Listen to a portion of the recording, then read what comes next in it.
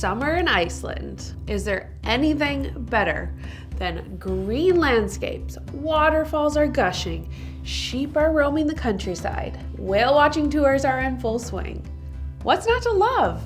Obviously, summer is a popular time to visit Iceland, but is it the best time? Today, I want to get into the pros and cons of visiting Iceland during the summer if you're considering a trip during June, July, or August. Hey, my name is Jeannie and I've been exploring Iceland for the past 10 years. I've written guidebooks and itineraries that have over 500 five-star reviews, and my mission is to help you plan the best trip ever. Let's get into it. So the first benefit of visiting Iceland during summer is the daylight hours. Hands down, this has got to be one of the best things about visiting in summer. Here's how it breaks down. In June, you're getting 22 to 24 hours of daylight, July 19, and in August, down to 16.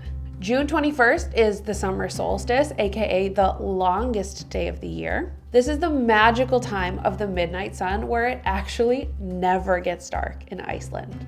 So yes, the sun will go down below the horizon for a couple of hours, but it's still light out. You would kind of be fooled to think that the sun is maybe just behind a cloud. It's just like a little bit darker than daylight. But honestly, it's still light. Living in Iceland, this has been a challenge for me to try and get a real restful night of sleep, but it's why we have blackout curtains in the bedrooms, and it's why I definitely recommend to pack a sleep mask so you can get a good night's sleep. These longer daylight hours are a huge benefit for those that are just planning a short trip and want to get the most out of their time in Iceland. I even know that some people go as far as to sleep during the day and go out and explore during the night, because number one, it's possible, and number two, that means that you eliminate the crowds. You get a lot of the sights to yourself, so something to consider. The main benefit of having these long daylight hours is that you're gonna have plenty of time to explore and check off all those things on your Iceland bucket list. The next benefit of visiting Iceland during the summer is the weather. Don't get this confused. Iceland is not a tropical paradise.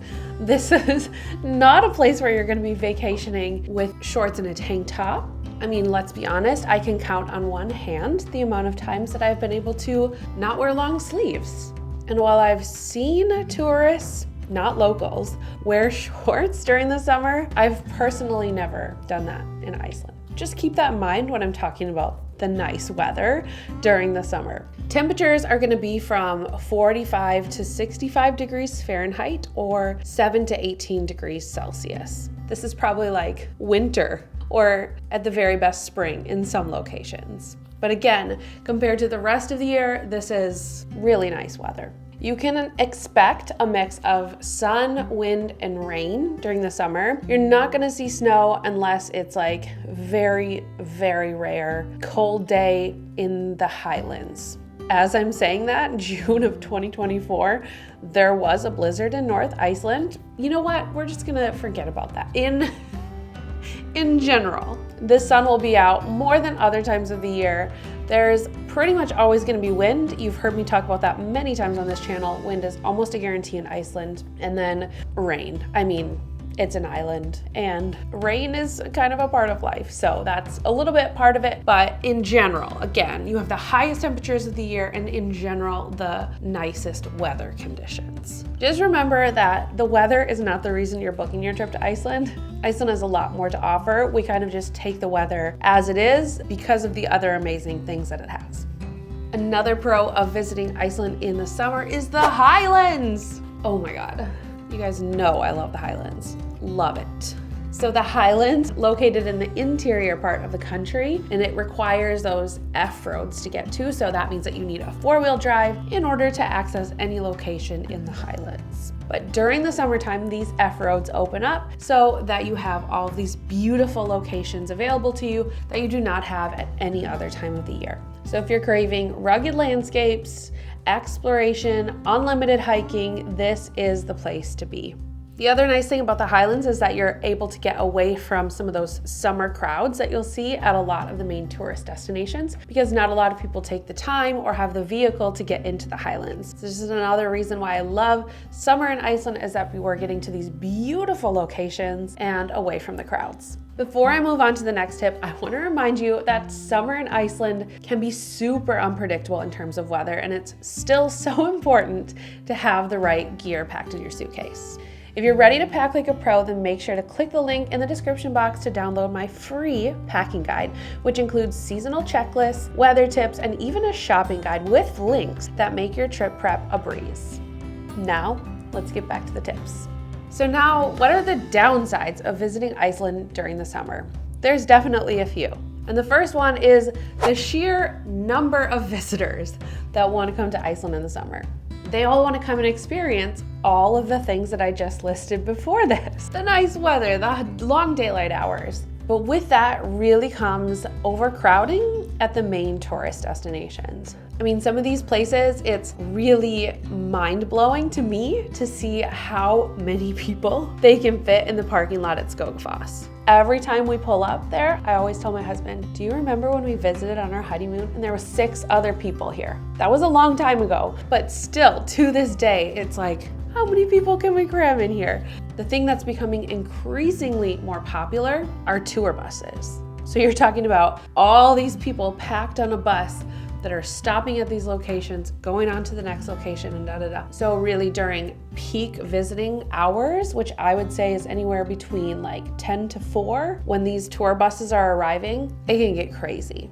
Like you're waiting in line to take a photo, and you're definitely not gonna get a clear shot at that waterfall without 50 other people in it. Does it make the experience any more magical? I would argue no. I mean, I would say like if you're coming to Iceland to see the sights, you just have to take it for what it's worth. But of course it does put a little bit of a damper because it's just fighting the crowds. The next downside to Iceland during the summer goes right along with the high tourism numbers, and that is the limited availability. On this one, I'm talking about accommodation, vehicles, and tours. It's gonna be harder to find accommodation with how many people are coming to visit Iceland. The tourism numbers climb every year. As of the numbers that are coming in for 2024, they're estimating about 2.4 million visitors to Iceland. For a country that's about 350,000 people, that's a lot. And to be honest, the infrastructure has not caught up to the level of tourism that is demanding these, especially accommodations. I see the limited availability. The biggest problem is in finding where to sleep at night. For the people that want this hotel experience, you want like a very nice cozy place to stay at the end of the day, maybe have like a restaurant on site, a bar, certain amenities available to you. Those kind of places are the first ones to book up. If you don't mind staying in places like a guest house where you might have a shared bathroom or a shared kitchen space, those are becoming more and more available because people are renovating their old cabins and things like that. But finding accommodation remains very, very difficult during the summer. It's also a reason why I think a lot of people are switching to camper vans and or tent camping, is because now you have a lot more flexibility with your schedule, but also you don't have to worry about pre-booking those places. Just food for thought. The other thing that is limited are the tours. So again, these tours are usually small group things. Like if you're going whale watching, they can only allow so many people on the boat. If you're doing a food walk tour, they can only allow so many people that they can manage. And the list goes on and on. Since summer is the most popular time to visit, then these tours are booking up. So you might not be able to find the date and time that you want. And then finally, fewer availability on vehicles. I especially see this in the summer with camper vans. You guys know that I've worked with Happy Campers for a long time, and I support everything that they do. They make amazing experience for road tripping around Iceland, but they are booked out for summer months in advance. I'm not really sure about just renting a 2-wheel drive, 4-wheel drive, things like that, but I would assume, again, with a 4-wheel drive rental, because you can now access the highlands in the summer, again, fewer availability there. So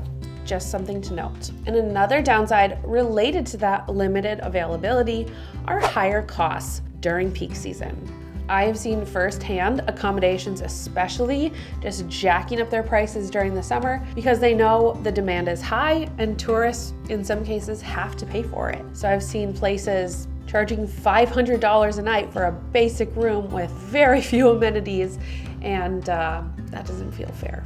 For vehicles and tours, it might not be as much that they raise their prices during the summer, but that you can actually get discounts for when you book off season. So the prices overall, like across the board, your budget has to be higher for summer because of those factors. This overall, visiting Iceland in summer can really be an unforgettable experience. Just as long as you're prepared for the crowds and the higher prices, you can really make the most out of your long daylight hours to explore everything that Iceland has to offer. And I think the main takeaway in terms of the cons of visiting Iceland during summer is to plan ahead. Again, this is something that I'm a broken record about, but planning ahead is super important all times of the year, but especially during summer, just because you have to compete with the sheer volume of tourists that are coming. So now you know the pros and cons of visiting Iceland during the summer, but you may not know the 5 mistakes about booking Iceland accommodation.